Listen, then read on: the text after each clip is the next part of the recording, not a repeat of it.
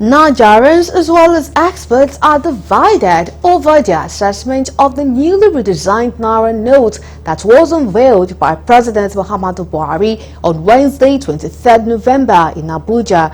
Galaxy's Daniel Tenemu takes a look at the economic benefits and implication of redesigning of the Naira note. Take a look at this. Despite government's effort to create awareness on the economic importance and benefits of redesigning the Naira notes, some Nigerians have lamented and predicted the extension of implementation timeline given by the Central Bank of Nigeria (CBN). Nigeria is one of the 4 out of 54 African countries that print currencies locally. This is regarded to be an advantage and make the Naira note clean, while some say the January 31st deadline is too short for it. Others believe it will circulate the urban and rural areas of the country. The former Director General of the Nigerian Institute of International Affairs, Professor Bola Akintarinwa, highlighted the economic benefits and implications of designing and redesigning the Naira. Professor Akintarinwa said the redesign is generally aimed at achieving specific objectives like improving security of banknotes, mitigating counterfeiting, controlling currency in circulation, and reducing the overall cost of currency management. Designing is an economic activity meant to attain a multidimensional objective, including security, including economic vibrancy, including political stability, including anti-corruption, measures, and perhaps more importantly, in preventing counterfeiting of currencies. The new redesign, we are told, that has fresh new security features that will make counterfeiting, very difficult.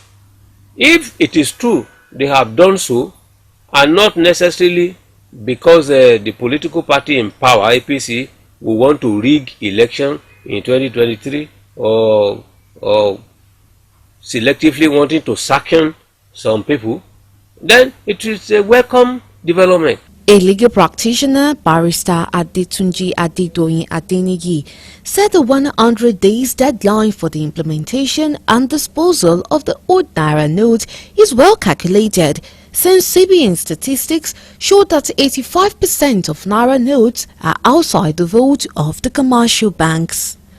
It's very okay, considering the fact that you don't even need to store cash for such number of days. The only fear happens to be like Nigerians that are abroad, or 1 or 2 people that have kept funds with them, believing they will come as well. But I feel 100 days is enough for them to find a way to make such funds lodged in the bank so they can get access to the new one.